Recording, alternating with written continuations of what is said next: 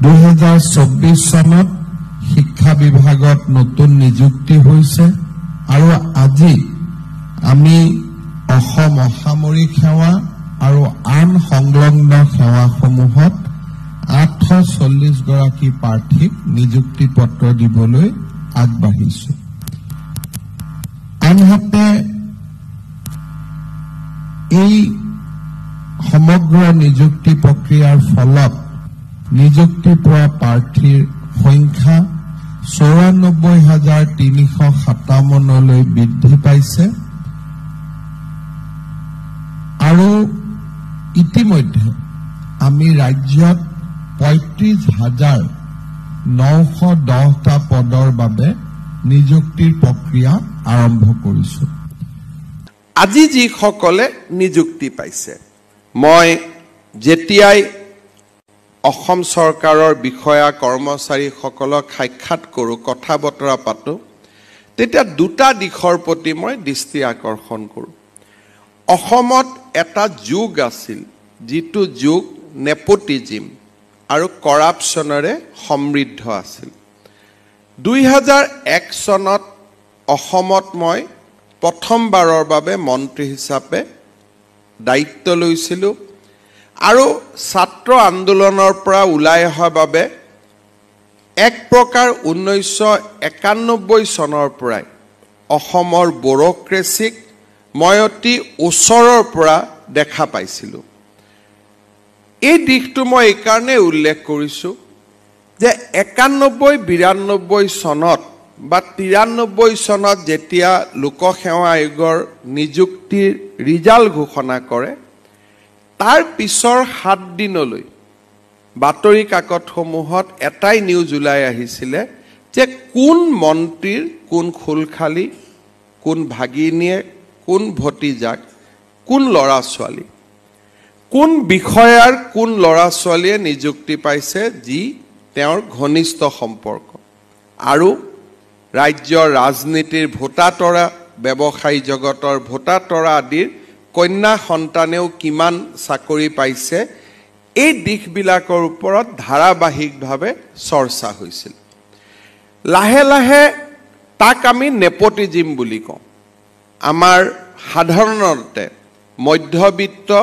আৰু elite section of the ছ'চাইটিৰ এটা দুৰ্বলতা থাকে হু ইজ হুৰ প্ৰতি। এটা যুগ আছিল আৰু আজিও তাৰ ৰেচিডুৱৰী আছে, যাক মই কওঁ যে নেপোটিজিম, হু ইজ হুৰে আমাৰ সমাজখন পৰিচালনা কৰিছিল। তাৰ পিছত লোকসেৱা আয়োগৰ নতুন অধ্যক্ষ আহিলে। তেওঁ দেখিলে যে মই যদি হু ইজ হুক চাকৰি দিওঁ, তেতিয়া পেপাৰে পত্ৰই মোৰ নাম ওলায়, আয়োগখন সমালোচনাৰ সন্মুখীন হয়। কিন্তু যদি মই এজন মধ্যবিত্ত, নিম্ন মধ্যবিত্ত ল'ৰাকে কওঁ যে মই তোমাক চাকৰিটো দিম, তুমি মোক 50 লাখ টকা আনি দিয়া, সি লোকচক্ষুৰ আঁৰত থাকি যায়। ল'ৰাজনে চাকৰিও পালে, টকাও পালোঁ, মন্ত্ৰী বিধায়কৰো কাৰো সম্পৰ্কীয় ল'ৰা ছোৱালীৰ নামো নাই, গতিকে মোৰ লেছ বুজা গ'ল যে কমিশ্যনে খুব ভাল কৰি পৰীক্ষা চলাইছে। আৰু তেনেকে এটা নতুন যুগৰ আৰম্ভণি হ'ল যে দুৰ্নীতি হ'ব। দুৰ্নীতি কাৰ পৰা হ'ব? যিসকলৰ কথা বতৰা সমাজত চৰ্চা নহয়।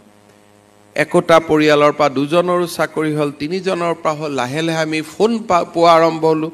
যে দাদা এই মানুহজনৰ কি আছে যে এওঁৰ ওচৰৰ পাজৰৰ মানুহবিলাকে চাকৰি পায়। তাৰ পিছত সমাজ আগবাঢ়িলে। এটা সময়ত আমি সকলোৱে লোকসেৱা আয়োগৰ চাকৰি কেনেকৈ হয়, কি ধৰণে হয় আমি অনুভৱ কৰিলোঁ আৰু লাহে লাহে গোটেই প্ৰতিচ্ছবি সমাজৰ সন্মুখলৈকে আহিল। 91 চনৰ পৰা ধাৰাবাহিকভাৱে আৰম্ভ হোৱা এই ঘটনা 2014-15 ইমানটো বেটছলৈকে নিৰন্তৰভাৱে চলি থাকিল। 91ৰ পৰা 2015-16লৈকে যিমান ৰিক্ৰুটমেণ্ট হ'ল, তাত কোনজন সঁচা আৰু কোনজন মিছা আজিও আমি উলিয়াব নোৱাৰোঁ। আজি আমি অসমখনে এটা নতুন দিন দেখিছোঁ আজি কোনে চাকৰি পাইছে মই নিজেও নাজানো কোনো মোৰ ওচৰত কাকো কবৰ কাৰণে এজন ক্যান্ডিডেটও ইয়াত থকা আহা নাই ইমান ডাঙৰ নিযুক্তি এটা পৰীক্ষা হৈ গল মুখ্যমন্ত্ৰীয়ে গমেই নাপালে কাৰ ল'ৰা ছোৱালীয়ে চাকৰি পাইছে আমাৰ যুৱক যুৱতীৰ যিটো সমাজৰ যিটো নেৰেটিভ তাক আমি কেনেকৈ গম পাওঁ লোকসেৱা আয়োগত যিমান কেইগৰাকী অধ্যক্ষ সদস্য নিযুক্তি হৈছে মই নিযুক্তি দিছোঁ মই মোৰ লগতে যিকোনো প্ৰকাৰে কমিটি বা মই আমাৰ হাতে দিয়ে নিযুক্তি পাইছে তথাপিতো ৰিটেন পাছ কৰাৰ পিছত আপোনালোক এজনো মোৰ ওচৰত কিয় নাহিলে বা মোৰ লগৰ মন্ত্ৰী এজনৰ ঘৰত কিয় নাহিলে আহিবতো লাগিছিল কোনোবা এজন আচ্ছা ৰিটেনত নোৱাৰে নাই অৰেলতটো 2টা নম্বৰ বঢ়াই দিব পাৰে কিয় নাহিলে তাৰ কাৰণটো হ'ল যে আজি যুৱক যুৱতীসকলে এইটো কথা মানি ললে ফাইনেলি যে অসমত চাকৰিত নেপোটিজিমো নহয় কৰাপশনো নহয় এই কথাটো আজি মানুহে মানি লল যে আসাম উইল নট টলাৰেট বহুত দিনলৈকে they will not tolerate people who are not in tune with the policy of transparency আজিকালি মানুহে প্ৰতিবাদ কৰে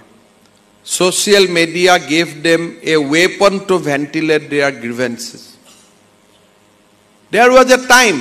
অফিচাৰে কি কৰিছে কি নকৰে এসপি জনৰ বিপক্ষে কাক ক'ব লাগে chief secretary DGP chief minister prime মিনিষ্টাৰৰ যদি কিবা কথাত বেয়া পাও কোট ক'ব লাগে মানুহে নাজানিছিল age has changes now social media become a very very important factor যে আমাৰ কাৰো কথা লুকাই না থাকে social media brought a tremendous level of transparency আগতে ডিসি সকল আছিল 10 জন জাৰ্নেলিষ্ট থাকে লোকেল তেওঁলোকৰ লগত যদি সম্বন্ধ ভাল ডিসিজনৰ বিষয়ে কোনো কথা গম নাপায়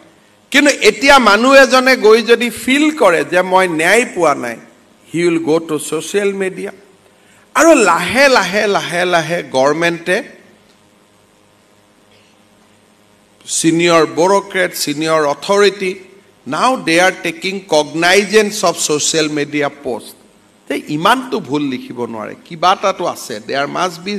some facts involved in that jibilak agot ignore kora hoisile ajikali hebilak ami cognizance lobor karone baidho because next social media post will be that moi cm ok tag korisilu cm e kono khunile so accountability is coming automatically to our system মই bureaucrats আজি যি সকলে ইয়াত চাকৰি যোগদান কৰিব মই অনুৰোধ কৰিম যে আমি তিনিটা কথাত খুব সতৰ্ক হ'ব লাগে যে সৰকাৰে কিবা একশন লব কিবা নলব that's a separate thing we are product of a cleanest system জুনে আজি আপোনালোক ইয়াত বহি আছে কোনেও আপোনালোকক সন্দেহৰ চকুৰে চোৱা নাই কিন্তু আজিৰ পৰা 5 বছৰ আগত এনেকা চাকৰি লব হতে এপইন্টমেন্টখন দিউতে সন্দেহটো থাকিবই আৰু এই পোষ্ট বিলাক কি যাৰ ঘৰত সমস্যা আছে যাৰ হাজবেণ্ড গুৱাহাটীত ডক্টৰ যাৰ হাজবেণ্ড গুৱাহাটীত ইঞ্জিনিয়াৰ কিবা কিবি তেওঁলোকক প্ৰিমিয়াম দিবৰ কাৰণে আমি এই পোষ্ট বিলাক ক্ৰিয়েট কৰি ৰাখিছো এটু কথা ইকাৰণে কৈছো যে বিয়া বাৰো বহুতৰ হোৱা নাই হেকাৰণে সকলোৱে চাই লব যে this will not be premium for days to come হেকাৰণে পোষ্টক বিয়া নকৰাই ভাল মানুহ এজনক বিয়া কৰাটো বেছি ইম্পৰ্টেন্ট হ'ব ভুল কৈছে নেকি মই কিছুমানে পোষ্টক বিয়া কৰাই দিয়ে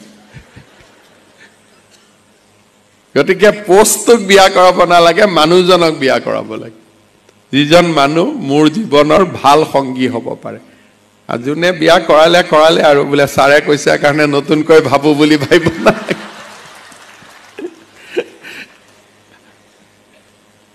বিয়া কৰোৱা কিমান জন আছে হাত ডাঙকচোন আৰু বিয়া নকৰোৱা বাপৰে চলো এটলিষ্ট মোৰ এডভাইচটো অলপ কামত আহিব সকলোকে আকৌ এবাৰ অভিনন্দন জনাইছো আজি আমি ইয়াত য'ত বহিছো তাৰ ক্ৰেডিট কাৰ আমাৰ দেউতা মা সকলৰ কাৰণে আজি আমি এইখিনি আহি পাইছো বিয়া হ'ব ল'ৰা ছোৱালীও হ'ব কিন্তু দেউতা মাৰ প্ৰতি আমাৰ দায়িত্ব কোনেও পাহৰিব নালাগে they do not expect anything তেওঁলোকক একো নালাগেও বাট তেওঁলোকে যাতে কেতিয়াও ফিল নকৰে যে মোৰ ল'ৰাজনে বা মোৰ ছোৱালীজনীয়ে মই যি আশা কৰিছিলো সেই আশাখিনি নিৰাশাত পৰিণত কৰিলে বিয়া কৰাম শহুৰ শাহু হ'ব সব হ'ব কিন্তু দেউতা মাই থাকিব দেউতা মাক আৰু পৰিৱৰ্তন নহয়